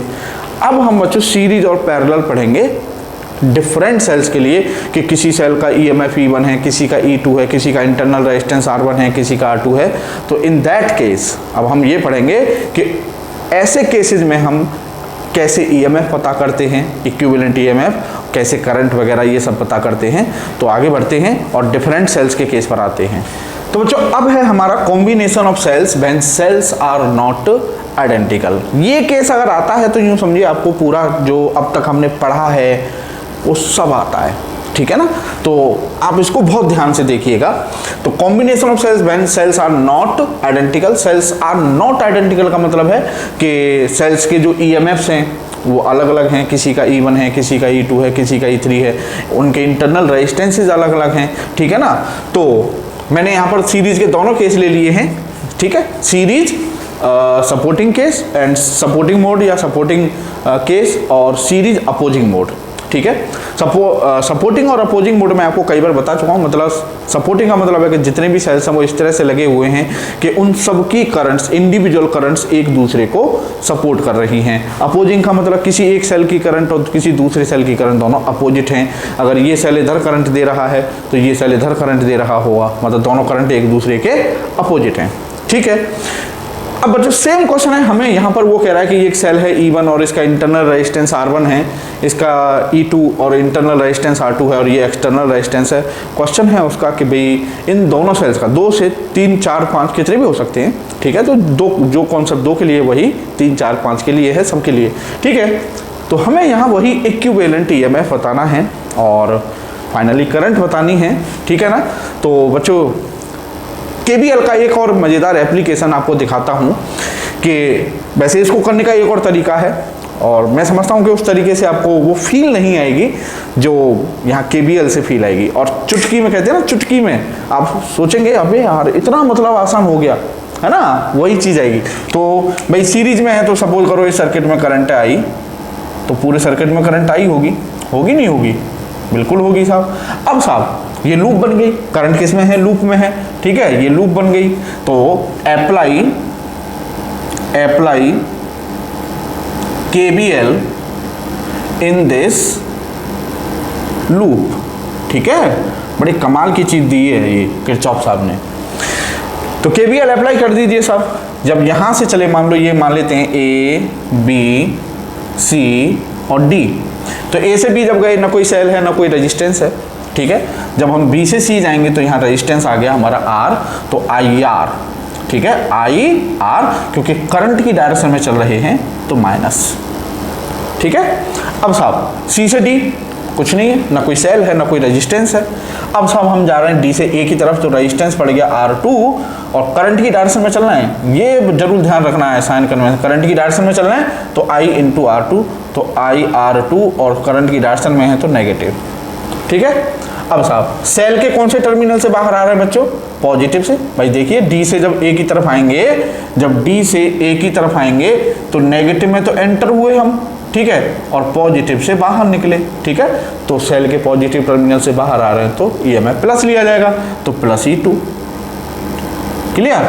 अब सब यहाँ पर आ गए, रेजिस्टेंस R1, करंट आई तो आई R1, क्योंकि करंट की डायरेक्शन में चलना है तो माइनस, ठीक है। और सेल के, इस सेल के ईएमएफ कैसा होगा? प्लस, क्योंकि पॉजिटिव टर्मिनल से बाहर आएंगे जब ये पर आएंगे तो प्लस E1 और इक्वल टू रख दो बच्चों 0 के। यूँ समझे सवाल, मतलब पूरा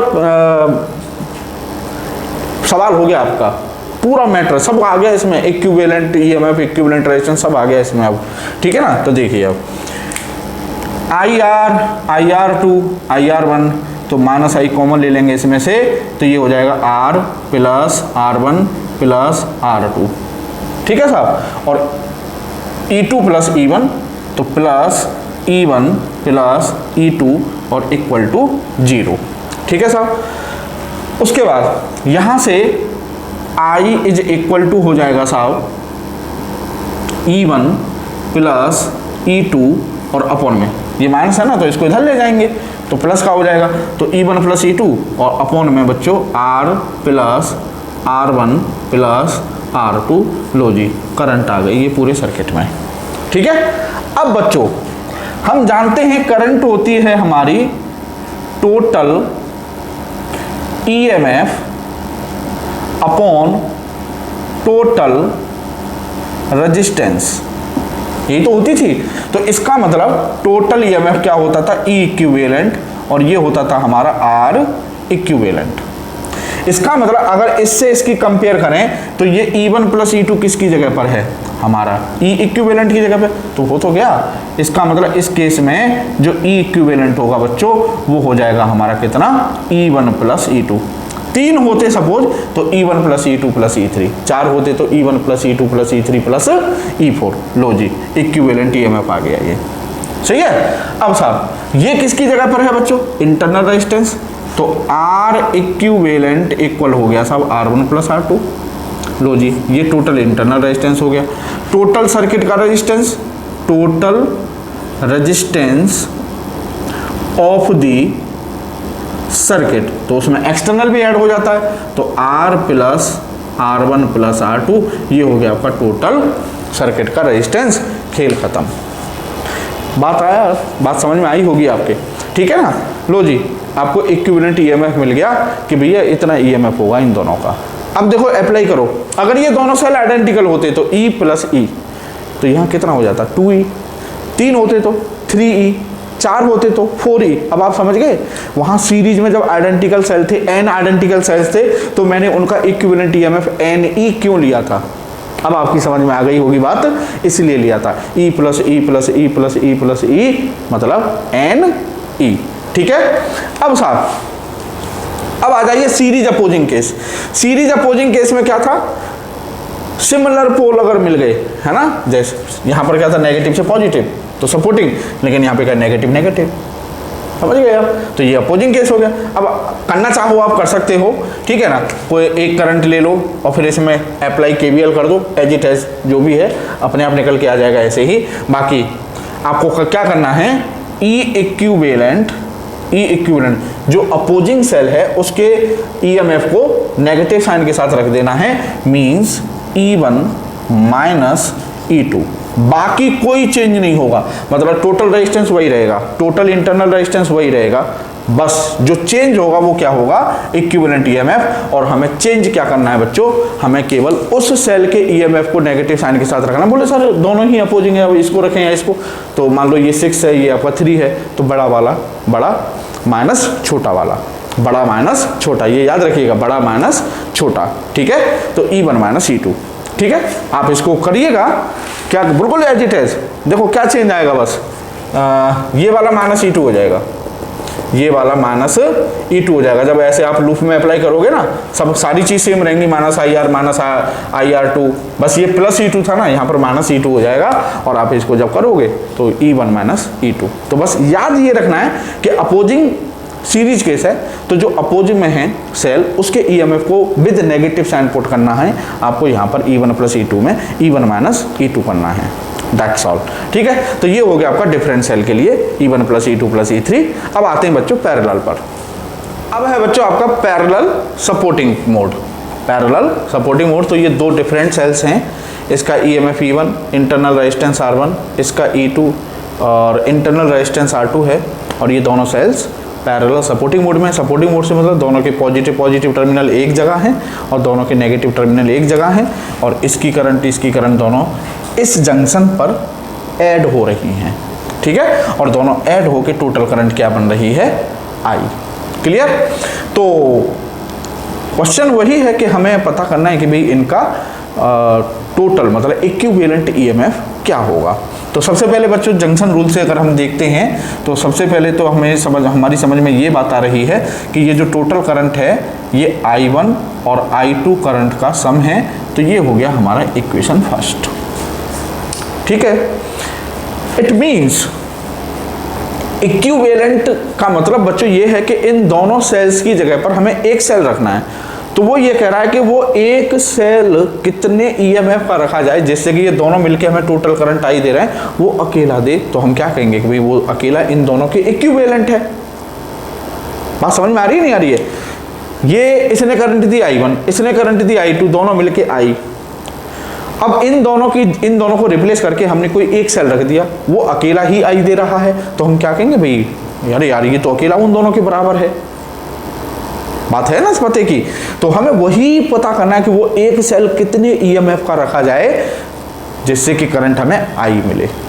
ठीक है, तो वही पता करना है। तो सबसे पहले बच्चों ये देखिए दोनों पैरेलल में हैं, तो VB minus VD equal to B terminal potential difference, और इक्वल टू होता है बच्चों E माइनस IR। तो इस पर जब अप्लाई करेंगे इसको तो E1 माइनस करंट है इसमें I1 और इंटरनल रेजिस्टेंस R1। ठीक है, तो यहाँ से हमें I1 की वैल्यू निकालनी है। तो ये हो जाएगा साहब हमारा I1 R1 equal to E1 minus V। तो यहाँ से I1 की वैल्यू हो जाएगी E1 माइनस V और अपॉन में R1। ये हो गई साहब I1 की वैल्यू। ठीक है, अब साहब सिमिलरली ठीक है, बिल्कुल सेम ऐसे ही या दूसरे वाले पर अप्लाई करेंगे तो I2 आ जाएगी साहब हमारी E2 minus V upon R2, है ना भाई। पैरेलल में है ना, तो टर्मिनल पोटेंशियल डिफरेंस B और D दोनों कॉमन पॉइंट है ना, तो इनका पोटेंशियल सेम ही होगा। मतलब जितना टर्मिनल पोटेंशियल डिफरेंस ऊपर वाली ब्रांच के लिए होगा उतना ही टर्मिनल पोटेंशियल डिफरेंस नीचे वाली के लिए होगा। तो इसलिए मैंने B, है ना, ये समझे, ये B दोनों के लिए एक ही रहेगा, है ना। तो ये हो गया I2। I1 और I2 की जो वैल्यू आई हैं उनको इक्वेशन 1 में पुट कर दीजिए। तो put I1 and I2 in equation 1, तो I is equal to I1 की वैल्यू रखेंगे तो E1 minus V upon R1 plus E2 minus V upon R2। ठीक है साहब, तो ये हो जाएगा साहब हमारा E1 R1 से डिवाइड कर दिए दोनों अलग अलग, V upon R1 plus E2 upon R2 minus V upon R2। तो यहाँ से ये हो जाएगा E1 upon R1 plus E2 upon R2। ठीक है, माइनस कॉमन ले लेंगे इसमें से, तो V upon R1 plus V upon R2। ठीक है, तो इसको हम ऐसे ले सकते हैं E1 R2 plus E2 R1 और अपॉन में R1 R2 minus V common ले लेंगे इसमें से, तो ये हो जाएगा हमारा R2 प्लस R1 और अपॉन में R1 R2। ठीक है, ये आ गया सब हमारा क्या I। अब हमको ये अब आप सोच रहे होंगे कि सर हमें कैसे पता चलेगा, आप जो कैलकुलेशन करते जा रहे हो कि ये ऐसे करना है। अल्टीमेटली मेरे को v is equal to E minus I R की फॉर्म में, v equal to E minus I R की फॉर्म में ही लेके आना है इसको। तो v equal to E minus I R, तो ये v इधर लाना है, इस i को मैं इधर ले जाऊंगा। तो क्या करना है, इस पूरे को मैं इधर लाऊं, तो ये हो जाएगा v R2 प्लस R1 और अपॉन में R1 R2। ठीक है, और I को ले जाऊंगा बच्चों में इधर, तो ये हो जाएगा E1 R2 plus E2 R1 और अपॉन में R1 R2 और माइनस I। ठीक है, अब V इज इक्वल टू, तो इस पूरे से इसको डिवाइड कर दो इधर, ये जो है ना, इससे पूरे से जब डिवाइड करेंगे तो ये हो जाएगा E1 R2 plus E2 R1 और अपॉन में जब इसको इससे R2 plus R1 upon R1 R2 से जब इसको डिवाइड करेंगे तो R1 R2 से R1 R2 कैंसिल हो जाएगा, तो ये आएगा नीचे R1 प्लस R2 और माइनस ये हो जाएगा सब हमारा I R1 R2 और अपॉन में R1 प्लस R2। लो जी, ये आ गया हमारा v equal to E minus I R की फॉर्म में इक्वेशन। अब ध्यान से देखिएगा, अब हमें इक्विवेलेंट पता करना है, मतलब इन ए बी और डी के बीच में बच्चों हमने एक सेल रख दिया ये, ठीक है, ये इस तरह से, और ये इसका इंटरनल रेजिस्टेंस है, ये पॉइंट हमारा B, ये पॉइंट हमारा D, इसका EMF है E इक्विवेलेंट और इसका इंटरनल रेजिस्टेंस है R इक्विवेलेंट, और करंट उतनी ही है जितनी वो दोनों मिलके दे रहे हैं, कितनी I। तो जब इसके लिए हम लिखेंगे तो V इज इक्वल टू हो जाएगा E equivalent minus I R equivalent. तो ये हो गया हमारा इक्वेशन 2 और ये हो गया हमारा इक्वेशन 3। क्लियर। तो ऑन कंपेयरिंग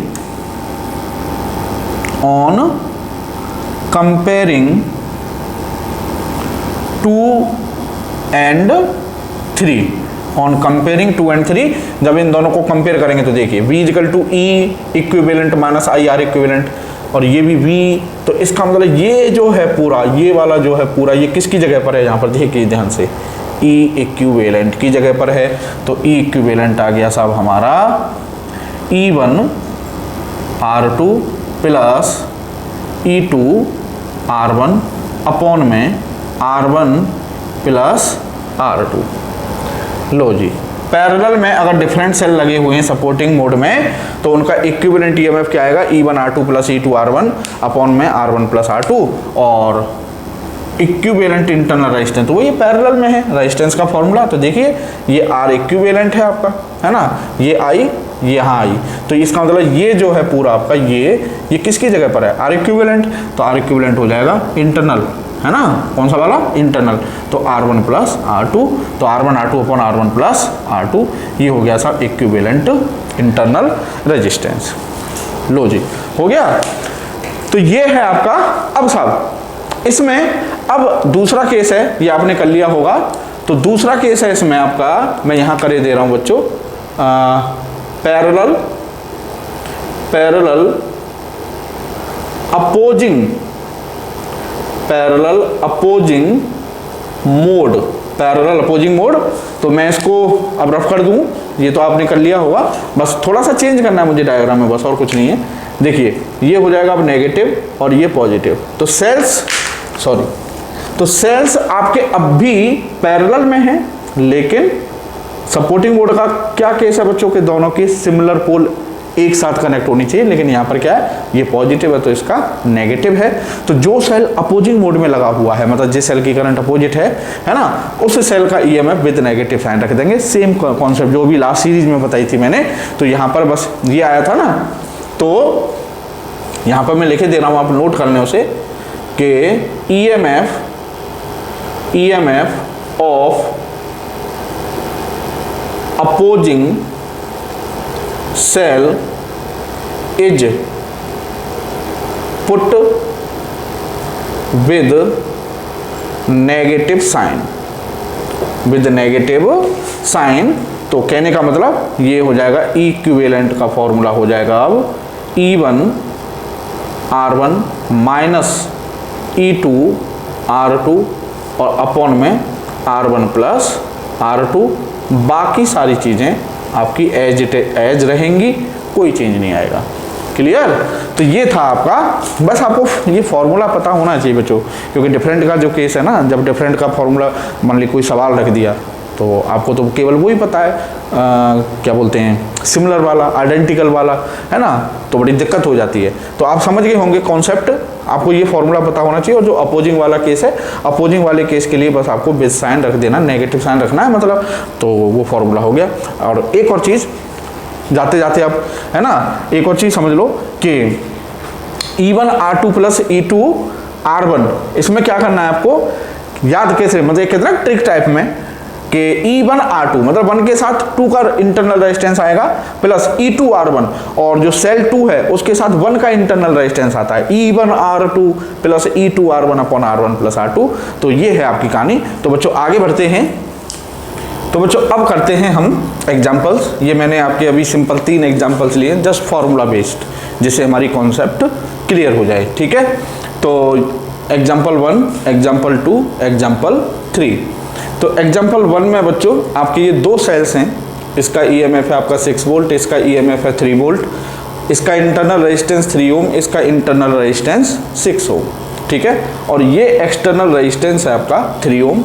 क्वेश्चन है determine the current through the 3 ohm register.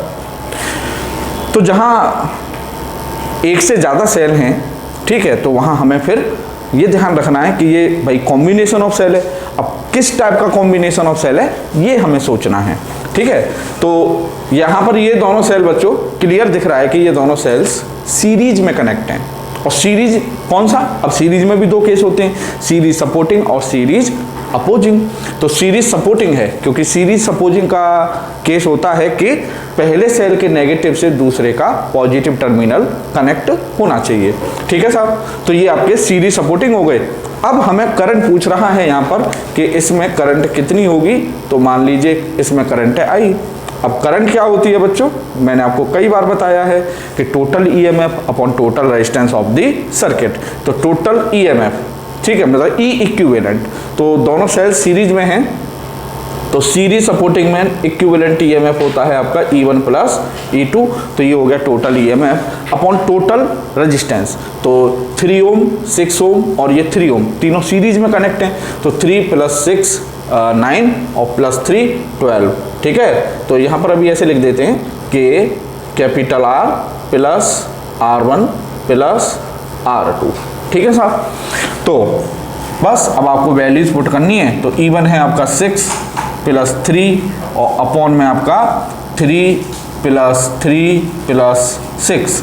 ठीक है, तो ये हो गया साहब आपका 9 और अपॉन में आपका 12। It means 3/4 ampere, 3/4 ampere.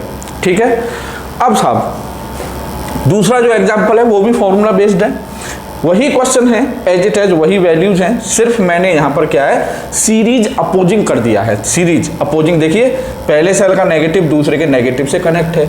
Similar polarity अगर कनेक्ट है सीरीज के केस में, पॉजिटिव पॉजिटिव या नेगेटिव नेगेटिव, तो समझ जाइए कि वो सीरीज अपोजिंग केस है। और सीरीज अपोजिंग का केस है, इट मीन्स जो E इक्विवेलेंट होगा वो होगा आपका E1 माइनस E2। ठीक है, बड़ा माइनस छोटा। ठीक है, तो मतलब 6 और minus 3, it means E equivalent हो गया साहब हमारा 3 वोल्ट। ठीक है, रेजिस्टेंस तो उतना ही रहेगा। ठीक है, तो I हो जाएगी आपकी E equivalent upon total resistance कितना था हमारा 12, इट मीन्स 1/4 एम्पियर। लो जी, हो गया सवाल। ठीक है, अब साहब यहाँ आते हैं। ठीक है, तो पॉजिटिव पॉजिटिव एक साथ कनेक्ट है, नेगेटिव नेगेटिव एक साथ कनेक्ट है। इसका मतलब ये कौन सा केस हो गया बच्चों, पैरेलल का केस हो गया, और पैरेलल में भी supporting positive positive negative negative. ठीक है, तो अब पैरेलल के केस में डिफरेंट सेल्स हैं, क्योंकि भाई इसका 6 वोल्ट है ईएमएफ, इसका 3 वोल्ट है, इंटरनल रेजिस्टेंसेज भी अलग अलग हैं, है ना। तो ई इक्विवेलेंट हो जाएगा साहब आपका E1 R2 plus E2 R1 और अपॉन में R1 प्लस R2। याद रखने का सिंपल तरीका है बच्चों, 1 के साथ 2 का इंटरनल रेजिस्टेंस आएगा, 2 के साथ 1 का इंटरनल रेजिस्टेंस आएगा। ठीक है, बस अब वैल्यूज पुट करनी है। तो E1 आपका 6 इंटू R2 हो गया साहब आपका 6 प्लस E2 हो गया आपका 3 इंटू R1 हो गया साहब आपका 3 और अपॉन में R1 प्लस R2, तो 6 प्लस 3। ठीक है, तो ये हो जाएगा साहब आपका 36 प्लस 9 और upon 9 it means 45 upon 9 it means 5 volt. ये हो गया अभी इक्विवेलेंट ईएमएफ। हमें चाहिए करंट, तो I is equal to E upon R। तो E कितना है हमारा 5। टोटल रेजिस्टेंस बच्चों कितना हो जाएगा, टोटल रेजिस्टेंस हो जाएगा साहब आपका, देखिए इन दोनों का पहले पैरेलल कॉम्बिनेशन निकालेंगे, तो इंटरनल इक्विवेलेंट इंटरनल रेजिस्टेंस हो जाएगा R1 R2 अपॉन में R1 प्लस R2। तो ये हो जाएगा साहब आपका 6 इंटू 3 और अपॉन में 9, कहने का मतलब 2 ओम। ठीक है, ये टोटल आपका मतलब इक्विवेलेंट इंटरनल रेजिस्टेंस हो गया, और ये इक्विवेलेंट इंटरनल रेजिस्टेंस इस एक्सटर्नल रेजिस्टेंस के साथ सीरीज में है, तो टोटल इक्विवेलेंट रेजिस्टेंस हो जाएगा आपका 3 प्लस 2 बोले तो 5 ओम। तो यहाँ 5 रख देंगे तो करंट आ जाएगी आपकी 1 एम्पियर। ठीक है साहब, तो ये आपके बहुत सिंपल फॉर्मूला बेस्ड क्वेश्चन थे, जिसमें मैंने आपको ये समझाने की कोशिश की है कि आपको कॉम्बिनेशन में ई इक्विवेलेंट कैसे निकालना है एंड हाउ टू आइडेंटिफाई कि ये सपोर्टिव मोड है या अपोजिंग मोड है। तो अभी और एग्जांपल्स करते हैं। तो बच्चों नेक्स्ट एग्जांपल्स हैं आपके एग्जांपल 4 एंड एग्जांपल 5। तो एग्जांपल 4 में क्या है बच्चों कि अभी जो यहाँ पर एक्सटर्नल रेजिस्टेंस लगा हुआ था अभी एक 3 ओम का, ठीक है, तो वो हमने हटा दिया। तो अब वो कह रहा है कि if external resistance is removed then determine the current through each battery and find out the voltage across each battery and identify which of the 2 batteries is getting charged. ठीक है, करंट बतानी है और आपको ये बताना है कि इन दोनों बैटरी में से कौन सी चार्ज हो रही है, कौन सी डिस्चार्ज हो रही है। ठीक है, और उसके बाद आपको इनके अक्रॉस टर्मिनल पोटेंशियल डिफरेंस बताना है। ठीक है साहब, तो कोई दिक्कत नहीं। सबसे पहले आपको कॉम्बिनेशन है तो ये आइडेंटिफाई करना है, सीरीज है पैरेलल है, फिर सीरीज में आप सपोर्टिंग है या अपोजिंग है। तो आप देखेंगे भाई दोनों सेल करंट सेम है, करंट सेम होगी दोनों सेल में। यहाँ से आई निकली तो ब्रेक थोड़ी हो रही है, कहीं डिवाइड थोड़ी हो रही है, तो यहाँ से आई चलेगी और आई फ्लो होती रहेगी पूरे सर्किट में। इसका मतलब दोनों सेल्स सीरीज में हैं। अब सीरीज में अपोजिंग है या सपोर्टिंग है, तो देखिए सिमिलर पोल एक दूसरे से कनेक्ट है, पॉजिटिव पॉजिटिव और नेगेटिव नेगेटिव। इट मीन्स ये कौन सा कॉम्बिनेशन हो गया, सीरीज अपोजिंग केस। तो बच्चों इसको हम 2 तरीके से कर सकते हैं। मान लीजिए कि भाई मेरी समझ में नहीं आ रहा है यार, मैं कंफ्यूज हूँ कि कभी तो मेरे को लग रहा है कि यार ये पैरेलल में भी हो सकते हैं, पॉजिटिव से पॉजिटिव कनेक्ट है, नेगेटिव से नेगेटिव कनेक्ट है ना। लेकिन पैरेलल की खासियत ये थी कि दोनों सेल्स में करंट अलग अलग होगी, एक में I1 है तो दूसरे में I2 होनी चाहिए, है ना। करंट डिवाइड होती है, लेकिन यहाँ तो दोनों में ही करने से मतलब कुल मिला के आप ना बुरी तरह से कंफ्यूज हो गए, आज समझ में नहीं आ रहा क्या करें। ठीक है, तो कोई दिक्कत नहीं। सबसे पहले आप क्या करेंगे, विदाउट कन्फ्यूजन, ये लूप है ना एक, तो लूप कुछ भी लूप है तो केवीएल कहता है, किरचॉफ का सेकंड लॉ कहता है कि भाई किसी भी लूप में जितने भी ईएमएफ होंगे सबका सम 0 होना चाहिए, है ना। तो यहाँ से लीजिए ये ऐसे गए हम और यहाँ से ऐसे जब जाएंगे तो सेल के नेगेटिव टर्मिनल से बाहर निकलेंगे तो -3 बेस साइन। ठीक है, उसके बाद फिर ये IR आ जाएगा तो 6 इंटू आई, क्योंकि करंट की डायरेक्शन में चल रहे हैं तो माइनस। ठीक है, फिर इधर गए कुछ नहीं है, फिर यहाँ से आए तो 3 इंटू आई। ठीक है, करंट की डायरेक्शन में चल रहे हैं तो माइनस, और जब इस सेल से इधर आएंगे तो पॉजिटिव टर्मिनल से बाहर आएंगे तो +6 और इक्वल टू आपका 0। ठीक है, हाँ या ना। अब साहब तो ये हो जाएगा -3 और +6 से, और -3i मतलब -9i और इक्वल टू ये हो जाएगा आपका -3। तो माइनस से माइनस कैंसिल, तो i की वैल्यू आ जाएगी साहब 1/3 एम्पियर। i की वैल्यू क्या आ गई 1/3 एम्पियर। समझ रहे हैं आप? देखिए एक बार और समझा दे रहा हूँ। हमने इस लूप में KVL अप्लाई किया, तो KVL का हमें साइन कन्वेंशन पता है क्योंकि हम उसको पढ़ चुके हैं। ठीक है, तो KVL का साइन कन्वेंशन है कि अगर हम करंट की डायरेक्शन में चल रहे हैं तो IR नेगेटिव लिया जाएगा, करंट के अपोजिट चल रहे हैं तो IR पॉजिटिव लिया जाएगा, सेल के पॉजिटिव टर्मिनल से बाहर आ रहे हैं तो सेल का EMF पॉजिटिव लिया जाएगा, सेल के नेगेटिव टर्मिनल से बाहर आ रहे हैं तो EMF नेगेटिव लिया जाएगा। तो मैंने वो साइन कन्वेंशन लगा के, और KVL के सबका सम 0 होना चाहिए, तो यहाँ से जब मैं गया तो सेल, जब मैं यहाँ से इस पॉइंट से चल रहा हूँ इधर, है ना, तो कौन से टर्मिनल से एंटर हुआ मैं? पॉजिटिव से। कौन से टर्मिनल से बाहर आया? नेगेटिव से, तो -3। ठीक है, अब साहब यहाँ पर आ गया R और I। IR मतलब पोटेंशियल डिफरेंस अक्रॉस रेजिस्टेंस, तो रेजिस्टेंस है 6, करंट है उसमें I, तो 6I। ठीक है, अब क्योंकि करंट की डायरेक्शन में चल रहे हैं तो माइनस। ठीक है, अब साहब यहाँ से इधर गए, फिर रेजिस्टेंस आ गया, करंट है उसमें I, तो 3I। क्योंकि करंट की डायरेक्शन में चल रहे हैं नेगेटिव, -3I। जब मैं यहाँ से इधर आऊँगा तो सेल के पॉजिटिव टर्मिनल से बाहर निकल के आऊँगा तो +6। ठीक है, सबका सम इक्वल टू 0। तो ये करंट आ गई हमारी 1/3 एम्पियर, इतनी ही करंट होगी। ठीक है, अब साहब अब यहाँ पर एक चीज़ देखिए आप, ये तो हो गया हमारा KVL से। ठीक है, और ये सेल सीरीज में है, और सीरीज का कौन सा केस है? अपोजिंग। तो ये तो सिंपल मेथड हो गई आपकी, मेथड फर्स्ट, है ना। मतलब जितने डिफरेंट एंगल्स से हम सोच सकते हैं बच्चों, उतने एंगल्स से सोचिए, क्योंकि ये चीज़ें बड़ी काम आती हैं कि यार इसको ऐसे नहीं ऐसे भी कर सकते हैं, इसको ऐसे नहीं ऐसे भी कर सकते हैं, है ना। तो एक तो तरीका ये बता दिया मैंने आपको। अब देखो दूसरा तरीका ट्रेडिशनल, जो आप जानते हो कि भाई सीरीज पैरेलल कॉम्बिनेशन आइडेंटिफाई कीजिए, इक्विवेलेंट EMF निकालिए, करंट निकालिए। तो ये सीरीज है, ये तो मानोगे क्योंकि दोनों सेल्स में करंट सेम है और दोनों की सेम पॉजिटिव टर्मिनल या नेगेटिव टर्मिनल मिल रहे हैं, तो ये सीरीज हो गया। तो E इक्विवेलेंट हो जाएगा सीरीज अपोजिंग के केस में E1 - E2, है ना, तो 6 - 3। ठीक है, तो ये हो गया आपका 3 वोल्ट। अच्छा, R1 और R2 दोनों सीरीज में है, तो इंटरनल तो हो जाएगा आपका इंटरनल इक्विवेलेंट इंटरनल रेजिस्टेंस हो जाएगा 3 + 6 बोले तो 9 ओम। बस अब हमको करंट चाहिए, तो I = E equivalent upon net resistance. ठीक है, R इक्विवेलेंट तो वो हो जाएगा आपका 3/9, दैट इज 1/3 एम्पियर। वही तो आ गया। समझ में आ रही है बात, नहीं आ रही है? अब साहब अब बच्चों ये हमने जो करंट की डायरेक्शन निकाली थी, आपको याद होगा मैंने आपको किरचॉफ लॉ में KCL और KVL जब पढ़ाया था तो मैंने आपको बताया था कि अगर ये करंट की वैल्यू नेगेटिव पॉजिटिव कुछ भी आ सकती है, तो नेगेटिव पॉजिटिव अगर नेगेटिव आती है तो हमें घबराने की जरूरत नहीं है, क्योंकि वो नेगेटिव करंट हमें ये बताती है कि जो डायरेक्शन हमने सर्किट में एज्यूम की है, एक्चुअल में डायरेक्शन जो है उसके जस्ट अपोजिट है।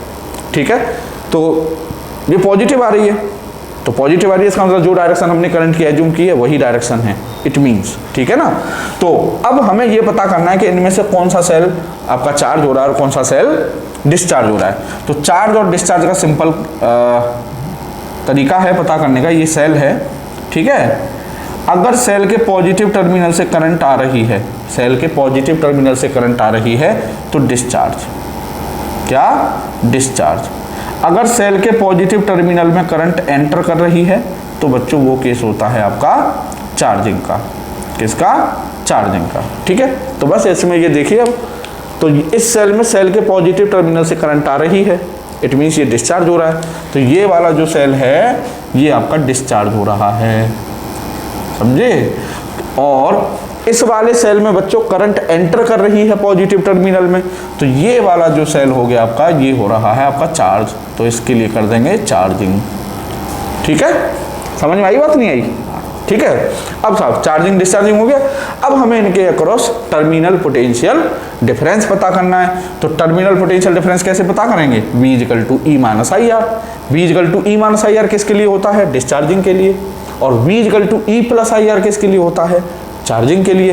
तो एक डिस्चार्ज हो रहा है, एक चार्ज हो रहा है, तो डिस्चार्ज वाले के लिए V1 equal to E1 minus I R1। तो E1 हो गया 6 माइनस आई हमारी करंट निकल के आई थी 1/3 और R1 हो गया उसका 3 से 3 कैंसिल हो जाएगा, तो ये आ जाएगा बच्चों 5 वोल्ट, सिंपल। ठीक है। अब दूसरा ये वाला जो सेल है ये चार्ज हो रहा है, तो चार्जिंग के लिए क्या होता है साहब, V2 equal to E2 plus I R2।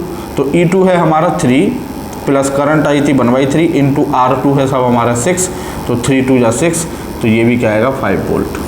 Clear है। तो ये हो गया साहब हमारा सवाल। ठीक है, तो मैं समझता हूँ आपके समझ में आ गया होगा। अब बच्चों ये जो है आपका लास्ट एग्जाम्पल 5 ये बड़ा मज़ेदार है। ठीक है, इसमें एक बहुत ज़बरदस्त बात निकल के आएगी, तो ये आपने कर लिया होगा। चलो इसे लेकर आप लिख लीजिए आराम से, मैं यहाँ समझाता हूँ जब तक। ठीक है, ये एक साहब कह रहा है कि ये एक लूप है, ये एक लूप है और इस लूप में ये बहुत सारे आइडेंटिकल सेल्स, आइडेंटिकल सबका मतलब ईएमएफ और इंटरनल रेजिस्टेंस सेम है। तो वो कह रहा है कि determine the current through each battery and calculate voltage across each battery, calculate voltage across each battery. ठीक है, तो सबसे पहले करंट पता करनी है हमें। तो दो तरीके हैं, अप्लाई केवीएल जैसे मैंने अभी वहाँ किया था, आप इसमें केवीएल अप्लाई कर दीजिए क्योंकि पूरे सर्किट में एक ही करंट फ्लो होगी आई। ठीक है, या फिर आप कॉम्बिनेशन, तो कॉम्बिनेशन जब आप देखेंगे तो देखिए नेगेटिव से पॉजिटिव, नेगेटिव से पॉजिटिव, नेगेटिव से पॉजिटिव, नेगेटिव से पॉजिटिव, तो कौन सा कॉम्बिनेशन हो गया बच्चों, ये हो गया आपका सीरीज कॉम्बिनेशन। ठीक है, तो सीरीज कॉम्बिनेशन में इक्विवेलेंट ई इक्विवेलेंट हो जाता है जितने भी E1 plus E2 plus E3, तो यहाँ पर 4 हैं, E plus E plus E बोले तो 4E, ये हो गया था इक्विवेलेंट ईएमएफ। ठीक है, R इक्विवेलेंट 4 हैं, तो R प्लस R मतलब बोले तो 4R। ठीक है, तो करंट हो जाएगी बच्चों 4E अपॉन 4R, 4 से 4 कैंसिल हो जाएगा बच्चों, तो E अपॉन R। अरे ये क्या हुआ, ये तो एक करंट, एक सेल से जितनी करंट मिल रही है उतनी ही करंट मिल रही है। इसका मतलब अभी यहाँ पर अगर 5वां लगा दो, एक और लगा दो 5वां ऐसे ही, तो 5E अपॉन 5R, 6 लगा दो 6E upon 6R, 7 and so on. It means अगर एक क्लोज लूप में, अगर एक क्लोज लूप में आइडेंटिकल सेल्स क्लोज लूप में सीरीज में लगे हुए हैं, तो number of current number of cells पर डिपेंड नहीं करती है। आपको एक सेल से जितनी करंट मिलती है आपको उतनी ही करंट मिलेगी। आर यू गेटिंग और नॉट? क्लियर? इट मीन्स यहां पर लिख लीजिए current is independent, current is independent of number of cells, number of cells। कब? ये भी मतलब कब? जब सेल्स आइडेंटिकल हो और एक क्लोज लूप में सीरीज में लगे हुए हैं, तब करंट नंबर ऑफ सेल्स पर डिपेंड नहीं करेगी। ठीक है, उसके बाद वोल्टेज अक्रॉस ईच बैटरी, तो वोल्टेज अक्रॉस ईच बैटरी का मतलब टर्मिनल पोटेंशियल डिफरेंस। तो V इज इक्वल टू होता है बच्चों E माइनस आई आर। ठीक है, तो मान लो ये वाली बैटरी ले ली मैंने, तो E इसका EMF E माइनस आई कितनी है साहब हमारी, आई कितनी आई थी E अपॉन आर, तो E upon R into R से आर कैंसिल हो जाएगा, E माइनस E बच्चों क्या हो जाएगा 0। तो वोल्टेज अक्रॉस ईच बैटरी 0 ही आएगा। आपको इसी भी बैटरी ले लीजिए। ठीक है, इवन इस सर्किट के आप कोई भी 2 पॉइंट ले लीजिए, मान लीजिए ये A, ये B, ये C, ये D। ठीक है, तो VB D मतलब B और D के बीच इक्वल होगा किसके, VC A मतलब C और A के बीच, और इक्वल टू क्या होगा वो 0।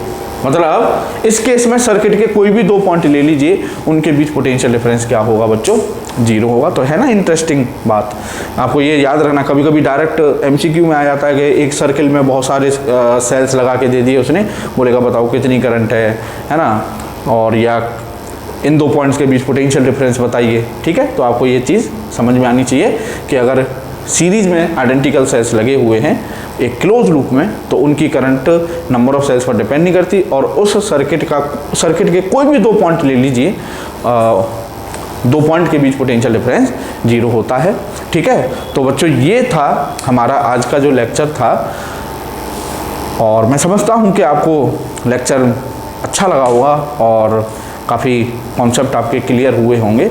तो आज के लिए इतना ही बच्चों, और मिलते हैं आपसे नए लेक्चर के साथ, नए टॉपिक के साथ। तब तक के लिए आप एंजॉय कीजिए फिर इसको, चलते हैं। थैंक यू, जय हिंद।